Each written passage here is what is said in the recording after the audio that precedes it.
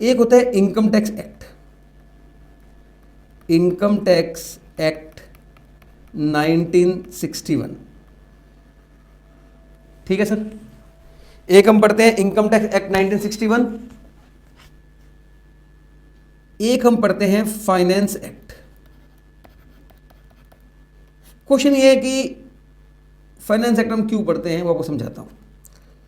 Sir income tax में क्या लिखा होता है? Provisions, provisions relating to income, income से रिलेटेड प्रोविजन लिखी होती है। सर देखिए, मान लो मेरी इनकम, मान लो मेरी टोटल इनकम 20 लाख रुपए, एक एग्जांपल ले रहा हूं। तो आप बताइए सर टैक्स कितना बनेगा? इस 20 लाख के ऊपर टैक्स कितना बनेगा? इनकम मैंने आपको बता दी, मेरी इनकम 20 लाख है, आप बताओ टैक्स कितना बनेगा? स्टूडेंट कहता है जी आप हमें ना रेट बता दो, कितने रेट, रेट ऑफ टैक्स क्या है वो बताओ, हम अभी आपको टैक्स का अमाउंट बता देंगे। बात सही है।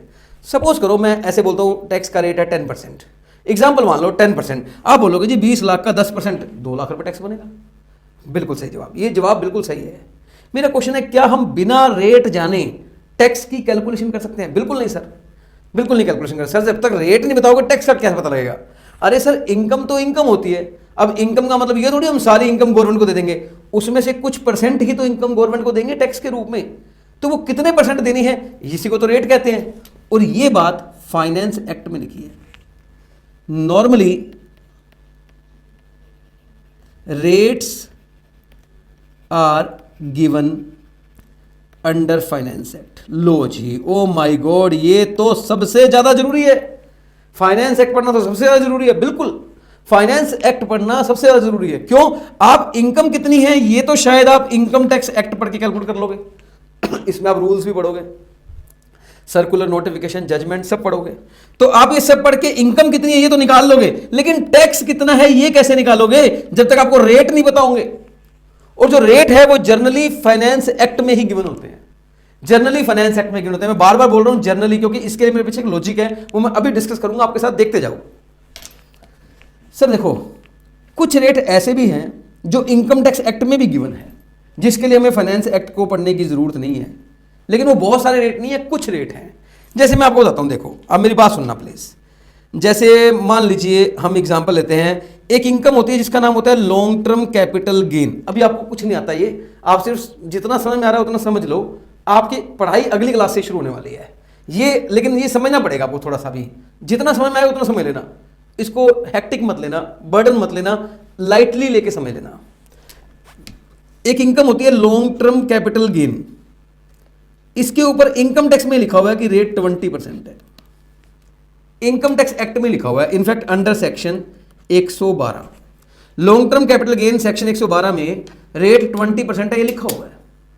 यह एक इनकम है long term capital gain under section 112A, एक और इनकम है, वो इनकम टैक्स में उन्होंने लिख दिया इसका रेट 10% है, इनकम टैक्स में ही लिख दिया। एक इनकम है लॉटरी इनकम, लॉटरी इनकम का रेट इनकम टैक्स में लिखा हुआ है 30%।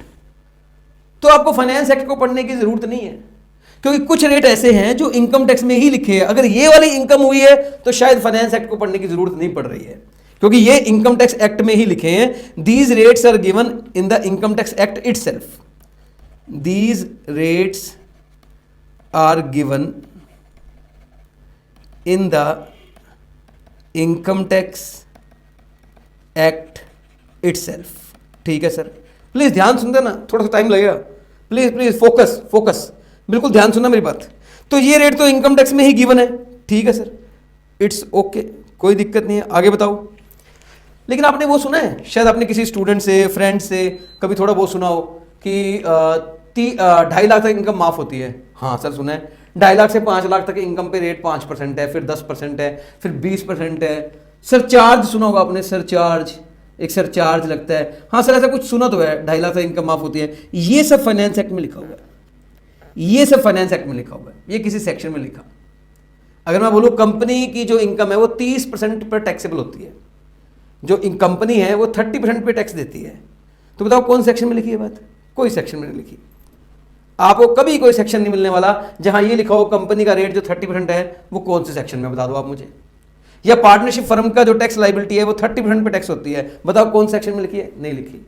ये सब इन्होंने फाइनेंस एक्ट में लिखे हैं। फाइनेंस एक्ट में मैं कहूंगा फाइनेंस एक्ट में ना असेसी वाइज रेट है। असेसी वाइज रेट जो है वो फाइनेंस एक्ट में है, असेसी वाइज, मेरी बात सुनना। और इनकम टैक्स में जो रेट है वो जनरली इनकम वाइज है। इनकम वाइज, इनकम वाइज मतलब ये वाली इनकम 20%, ये वाली इनकम 10%, ये वाली इनकम 30%। इन्हें ये मतलब नहीं है कि ये कंपनी का केस है या पार्टनरशिप फर्म का केस है या इंडिविजुअल का केस है। ये कहते हैं भाई जिसको लॉन्ग टर्म कैपिटल गेन हुआ उसको 20%, अब चाहे वो कोई भी हो, सबको 20%। जिसको long term capital gain 112A हुआ उसको 10%। तो जो इनकम टैक्स एक्ट में रेट लिखे ना वो बेसिकली इनकम वाइज है, और जो फाइनेंस एक्ट में लिखे हैं वो असेसी वाइज है। यहां पर आपको इंडिविजुअल के रेट मिलेंगे। अगर कोई इंडिविजुअल है तो उसके रेट्स क्या होंगे, या अगर कोई हिंदू अनडिवाइडेड फैमिली है तो उसके रेट्स क्या होंगे, या कंपनी है तो कंपनी के रेट क्या होंगे, या कोई पार्टनरशिप फर्म है तो रेट क्या होंगे। मतलब ये रेट फाइनेंस एक्ट में लिखे हैं। तो प्रैक्टिकली हमें फाइनेंस एक्ट तो पढ़ना ही पड़ेगा, क्योंकि जब तक हमें रेट्स नहीं पता होंगे हम क्वेश्चन सॉल्व नहीं कर पाएंगे। Final tax liability can not be calculated without the help of finance act. You can calculate the total income, आप टोटल इनकम तो निकाल सकते हैं without the help of finance act, but you can not calculate the tax liability, final tax liability without the help of finance act. तो आपको finance act तो पढ़ना पड़ेगा, फाइनेंस एक्ट तो आपको पढ़ना पड़ेगा। I hope it is clear. सुनते जाना, सुनते जाना। सर लास्ट ईयर क्या हुआ? लास्ट ईयर एक पंगा हुआ, वो पंगा सुनो क्या हुआ। लास्ट ईयर ये कंपनी के रेट है ना, कंपनी के रेट। हाँ सर, अगर मैं आपको दिखाऊं ना कंपनी का रेट, तो कंपनी का रेट होता है 25% या 30%। ये मतलब कुछ कंडीशन है, या तो 25% होता है या 30 होता है। और फॉरेन कंपनी का रेट 40%। चलो ये भी बोल देता हूं, अगर कंपनी फॉरेन कंपनी है तो उसका रेट 40% है। ये बात भी फाइनेंस एक्ट में लिखी है। ये सब बात फाइनेंस एक्ट में लिखी है और कहीं नहीं लिखी। मैं बता दूं आपको कि कंपनी के रेट क्या है। सर लास्ट ईयर क्या हुआ? लास्ट ईयर मेरा मतलब है असेसमेंट ईयर 2021। भाई देखो हम लोग जो पढ़ रहे हैं वो तो असेसमेंट ईयर 21-22 है, लेटेस्ट असेसमेंट ईयर 21-22। मैं असेसमेंट ईयर 20-21 की बात कर रहा हूं। असेसमेंट ईयर 20-21 में क्या हुआ, कंपनी के लिए दो नए सेक्शन आए, 115BAA, ठीक है, 115BAB, ये दो सेक्शन आए और इनमें कंपनी के सेपरेट रेट आए। इन दो सेक्शन में कंपनी के रेट अलग आए। एक में था 22% कुछ और एक में 15%। वाह, मतलब अगर आप मुझसे पूछे कंपनी कितने परसेंट पर टैक्स देगी तो मैं बोलूंगा या तो 25 देगी या 30 देगी, फॉरेन कंपनी 40। लेकिन कुछ कंडीशंस लगाकर नए रेट बनाए गए। कुछ कंडीशन है कि अगर कंपनी ये वाले बेनिफिट्स छोड़ दे, अगर कंपनी ये वाली डिडक्शन ना ले, ये वाले बेनिफिट ना ले, तो कंपनी का जो रेट है ना वो 25-30 तो छोड़ो 22 भी हो सकता है, 15 भी हो सकता है। और ये बात इन्होंने असेसमेंट ईयर 2021 में इंट्रोड्यूस की और ये बात इन्होंने इनकम टैक्स एक्ट में ही लिख दी। इनकम टैक्स एक्ट में लिख दी, मतलब अब मैं कह सकता हूं कंपनी के जो रेट है वो फाइनेंस एक्ट में भी है और इनकम टैक्स एक्ट में भी है। 22% वाला रेट, 15% वाला रेट ये इनकम टैक्स एक्ट में लिखा हुआ है और 25% वाला रेट, 30% वाला रेट ये फाइनेंस एक्ट में लिखा हुआ है।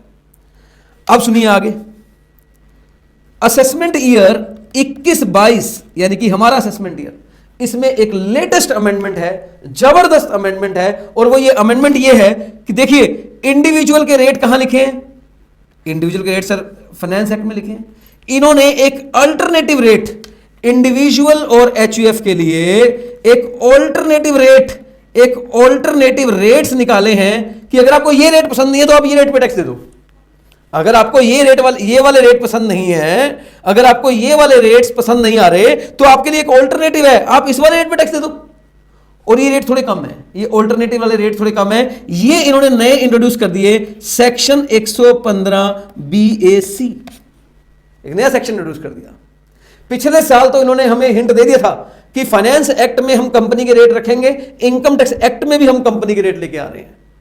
इस बार इन्होंने इंडिविजुअल के लिए भी लिया है और कंडीशन कुछ कुछ वैसी ही लगाई है। अगर इंडिविजुअल को ये अल्टरनेटिव रेट लेने हैं, कम रेट वाला टैक्स देना है, तो उन्हें फिर कुछ बेनिफिट्स छोड़ने पड़ेंगे। वो बेनिफिट्स कौन से हैं, कौन से नहीं छोड़ने पड़ेंगे, ये बहुत आगे की बात है, ये अभी नहीं आएगा। ये हम जब इनकम टैक्स के अपने आखिरी स्टेज में होंगे ना तब आपको सारी बातें समझाऊंगा। एक चैप्टर आएगा लास्ट में जाके जिसका नाम होगा असेसमेंट ऑफ इंडिविजुअल। मतलब एक इंडिविजुअल की सारी इनकम आपने कैलकुलेट करना सीख गए हैं, आज आप उसका टैक्स निकालने जा रहे हैं, तब मैं बोलूंगा टैक्स निकालना है तो आओ दोनों रेट से चेक करते हैं, जो फाइनेंस एक्ट में गिवन है वो वाले रेट भी लगा के देखते हैं, और ये जो ऑल्टरनेटिव रेट आया है ये वाला भी लगा के देखते हैं, जिसमें कम होगा वो वाला रेट दे देंगे, वो वाला टैक्स दे देंगे। लेकिन ये बात हमें तभी काम आएगी। लेकिन मैंने आपको आज की क्लास में इसलिए बताया, मैं चाहता हूं आपको ऊपर ऊपर से बातें सुनने में आ जाए। मैं ये नहीं कहता कि ये बातें आप याद करो आज, बिल्कुल भी नहीं। आज की क्लास आप बिल्कुल लाइटली पढ़ेंगे, बिल्कुल लाइटली, सिर्फ सुनते जाएंगे, क्योंकि ये बातें आपने सुन ली है, आपके दिमाग में बैठ गई हैं। चाहे आप इसे याद मत रखो, फ्यूचर में जब ये बात चलेगी तो आपका दिल कहेगा सुनी हुई है, कहीं ना कहीं ये बात कहीं ना कहीं सुनी हुई है, काम आएगी उस टाइम। ओके, तो सर देखो, इनकम टैक्स एक्ट और फाइनेंस एक्ट का रिलेशन मैंने आपको समझा दिया। इनकम टैक्स एक्ट में प्रोविजन होती है, फाइनेंस एक्ट में रेट्स होते हैं। रेट्स जनरली जो रेट्स होते हैं वो फाइनेंस एक्ट में ही होते हैं, कुछ रेट इनकम टैक्स एक्ट में भी होते हैं, और इस बार तो ऑल्टरनेटिव रेट भी इनकम टैक्स एक्ट में आ गए हैं, मैंने आपको बता दिया है। आइए मैं आपको ये चीज स्लाइड्स में दिखाता हूं। स्लाइड्स मतलब यहां से, ओके ओके ओके, हाँ जी, ये अभी रुक जाओ, आप इसको रुक जाओ। ये देखो, income tax act provisions relating to income tax, finance act में rates are given in the finance act, however following rates special rate are given in the income tax act itself. Tax on long term capital gain, tax on short term capital gain, lottery income, इन पे special rate लगते हैं। इस पे 20% लगता है, इस पे 15% लगता है। एनीवेज ऐसी बहुत सारी इनकम्स हैं। आप इसमें ऐड ऑन ये कर सकते हो कि ऑल्टरनेटिव टैक्स रेट भी आ गया है। ऑल्टरनेटिव टैक्स रेट है वो भी इनकम टैक्स में लिखा हुआ है, जो 115 सेक्शन 115 BAC में लिखा हुआ है, सेक्शन 115 BAC में लिखा हुआ है ऑल्टरनेटिव टैक्स रेट, ये भी इनकम टैक्स एक्ट में आ गया है। यस सर, यस सर, बिल्कुल आ गया है। तो I hope it is clear, I hope it is clear. अब हम बात करते हैं फाइनेंस एक्ट बनता कैसे है। फाइनेंस एक्ट बनता कैसे है वो सुनिए प्लीज, बड़ा इंटरेस्टिंग है सर। देखिए ये बड़ा इंटरेस्टिंग है, बड़ा जरूरी है, आप ध्यान सुनना प्लीज, अगली क्लास में काम आएगा ये वाला पॉइंट। सर एवरी ईयर एक बजट आता है, यस और नो? हाँ सर बजट तो आता है, फरवरी के महीने में बजट होने लग जाती है। हाँ सर बता दूं, एवरी ईयर 1 फरवरी को बजट आता है, 1 फरवरी को बजट आता है। सर फर्स्ट को आता है, हमेशा फर्स्ट को आता है। पहले ना काफी साल पहले ये लास्ट डे ऑफ द फरवरी आया करता था, पर आजकल last working day of the फरवरी, पर आजकल ना ये 1 डे ऑफ द फरवरी आता है। अभी जो बजट आया था ना 2020 में, लेटेस्ट बजट 2020 में जो हमें पढ़ना है, जो हमारे एग्जाम में एप्लीकेबल है, वो बजट भी 1 फरवरी को ही आया था। ठीक है, तो 1 फरवरी 2020 को एक बजट आया, बजट आया एक बजट। इस बजट में एक मोस्ट इंपॉर्टेंट कंपोनेंट है जिसका नाम है फाइनेंस बिल। इस बजट के अंदर बड़े सारे डॉक्यूमेंट्स होते हैं, लेकिन उनमें से एक डॉक्यूमेंट होता है जिसका नाम होता है फाइनेंस बिल। इस बिल में क्या लिखा होता है? इस बिल में लिखा होता है changes relating to direct tax as well as indirect tax, changes relating to direct tax as well as indirect tax, ये लिखा होता है फाइनेंस बिल में। ठीक है सर, फिर क्या होता है सर? फिर ये बिल पेश होता है पहले लोकसभा में, यानी कि पार्लियामेंट के हाउसेज में, both the houses of the parliament में, फिर राज्यसभा में। सर स्टूडेंट कहता है जी पहले लोकसभा में होगा हमेशा। देखिए सर ऐसा होता है कि जो मनी बिल होते हैं, जो मनी से रिलेटेड होते हैं, वो पहले लोकसभा में होते हैं एंड देन राज्यसभा में। ये रूल है, ये रूल है। जो मनी बिल है, मनी बिल वो पहले लोकसभा में जाएगा एंड देन राज्यसभा में जाएगा, और जो अदर देन मनी बिल होते हैं वो पहले किसी में भी जा सकता है, उसके लिए कोई कंडीशन नहीं है। जैसे मान लीजिए कंपनी लॉ है तो वो नॉन मनी बिल है, तो वो पहले लोकसभा में जा सकता है, राज्यसभा में जा सकता है, कोई इशू नहीं है। लेकिन इनकम टैक्स है वो मनी बिल है, जीएसटी है वो मनी बिल है, तो वो पहले लोकसभा में जाएगा एंड देन राज्यसभा में जाएगा। सपोज यहां दोनों से पास हो गया, यहां दोनों से पास हो गया, फिर इसके ऊपर मिलती है असेंट ऑफ प्रेसिडेंट। जो हमारे इंडिया के प्रेसिडेंट है वो इसके ऊपर सिग्नेचर करते हैं और वो बोलते हैं जी ये अब हमारी तरफ से पास है। और जैसे ही प्रेसिडेंट की असेंट मिलती है ना, तो सर ये फाइनेंस बिल बन जाता है finance act. This is bill finance act 2020। तो ऐसे बनता है फाइनेंस बिल फाइनेंस एक्ट, ऐसे बनता है फाइनेंस बिल फाइनेंस एक्ट। मैंने आपको बता दिया, पहले फाइनेंस बिल आता है, उसके अंदर चेंजेस होते हैं, अगर वो चेंजेस अप्रूव्ड हो जाए, लोकसभा और राज्यसभा इसे पास कर दे, देन ये प्रेसिडेंट के पास जाता है, और प्रेसिडेंट अगर इसके ऊपर साइन कर दे तो फिर ये फाइनेंस एक्ट बन जाता है 2020, फाइनेंस एक्ट 2020 बन जाता है। आई होप यहां तक आप लोगों को क्लियर है। Yes sir.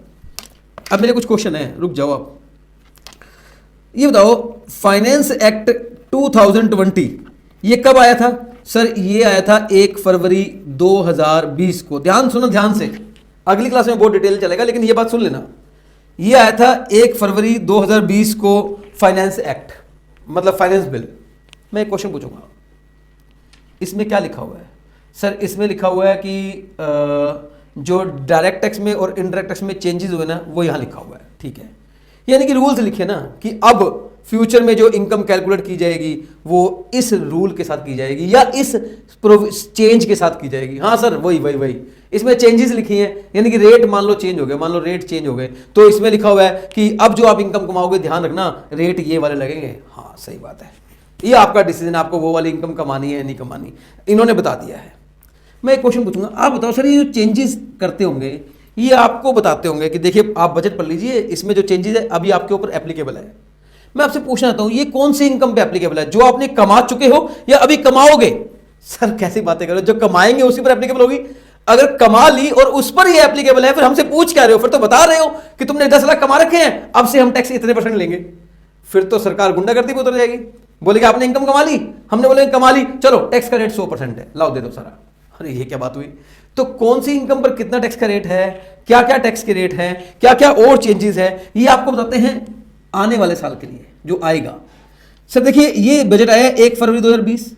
मैं आपको बता रहा हूं हमारा साल शुरू होता है 1 अप्रैल को, हमेशा 1 अप्रैल को शुरू होता है और मार्च को खत्म होता है। ये इनकम टैक्स का रूल है, आएगा आगे सब पढ़ेंगे हम लोग। हम फाइनेंशियल ईयर में जीते हैं, कैलेंडर ईयर में नहीं। हम 1 जनवरी को नहीं बोलते happy new year happy new year, हम 1 अप्रैल को बोलते हैं हैप्पी अप्रैल फुल डे, ओ सॉरी हैप्पी न्यू ईयर। हमारा हैप्पी न्यू ईयर 1 अप्रैल को होता है। तो सर बताइए 1 अप्रैल 2020 से लेकर 31 मार्च 2021, यस सर देख लो फाइनेंस एक्ट 2020 में जो लिखा है 1 फरवरी 2020 में जो आया है वो ऑब्वियसली जो आप इनकम 1 अप्रैल 20 से कमाना शुरू करेंगे, इस ईयर में जो आप इनकम कमाएंगे, उसके लिए है ये बजट, उसके लिए है ये बजट। मैं आपको बता दूं आने वाले साल में जो इनकम कमाएंगे उसके लिए बजट है। यानी और जिस ईयर में हम इनकम कमाते हैं ना उस ईयर को प्रीवियस ईयर कहते हैं। ये सब पढ़ेंगे हम नेक्स्ट क्लास में, उसको हम प्रीवियस ईयर कहते हैं। यानी कि ये हो गया 2020-21, यानी कि प्रीवियस ईयर 2021 जो बजट फाइनेंस एक्ट 2020 आया है, ये जो फाइनेंस एक्ट 2020 है इसके लिए जो एप्लीकेबल प्रीवियस ईयर है वो है 2021, यानी कि 2020-21। और इस इनकम पर टैक्स जो देना होता है वो हमें नेक्स्ट ईयर देना होता है।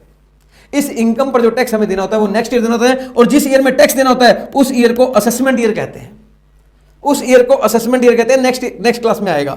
उस ईयर को असेसमेंट ईयर कहते हैं, यानी कि अगर प्रीवियस ईयर 2021 है तो असेसमेंट ईयर होगा 21-22। एंड यस सर मैं आपको जो पढ़ाऊंगा वो सारी प्रोविजंस असेसमेंट ईयर 21-22 के हिसाब से पढ़ाऊंगा, 21-22 के हिसाब से पढ़ाऊंगा। यस सर बिल्कुल। तो प्रीवियस ईयर 2021 है, यहां असेसमेंट ईयर 21-22 है, एक ही बात है। इस ईयर में इनकम कमाएंगे और इस कमाई हुई इनकम पर इस साल हम टैक्स देंगे। तो सर मैंने आपको यह बताने की कोशिश की है कि जो फाइनेंस एक्ट 2020 हम पढ़ेंगे ये हमारी कौन सी ईयर के लिए एप्लीकेबल है। इस केस में हमारा प्रीवियस ईयर क्या होगा और हमारा असेसमेंट ईयर क्या होगा। सर मैं बोल रहा हूं थोड़ा सा हाई लेवल हो गया ये। मैंने अपनी तरफ से बहुत कोशिश की है कि मैं बिल्कुल लो लेवल पे आके आपको बताऊं। डोंट वरी, आप बिल्कुल टेंशन मत लेना, ये क्लास आपके लिए एक तरह से लाइट लेने वाली क्लास है। अगली क्लास में बेसिक कंसेप्ट शुरू होगा, वहां से आपको क्लियर होगा सारा ये। लेकिन ये क्लास हमें देखनी जरूर है, सुनना जरूर है ध्यान से। देखो अब मैं आपको दिखाता हूं मैंने कैसे बनाया हुआ इसको। ये देखिए सर मैं इसको थोड़ा बड़ा कर लेता हूं। फरवरी 2020 में एक बजट आया जिसका मेन पार्ट था फाइनेंस बिल। इसे आप फाइनेंस बिल 2020 बजट कह सकते हैं, 2020 का बजट। इस बजट में लिखा था changes regarding direct tax, DT मतलब direct tax, as well as indirect tax. ये पास हुआ लोकसभा राज्यसभा में, असेंट ऑफ प्रेसिडेंट मिल गई, ये बन गया फाइनेंस एक्ट 2020। और ये एप्लीकेबल किसके लिए है? 1 अप्रैल 2020 से लेकर 31 मार्च 2021 प्रीवियस ईयर के लिए एप्लीकेबल है, और इसका असेसमेंट ईयर बन जाएगा 21-22, प्रीवियस ईयर 2021 और असेसमेंट ईयर 21-22।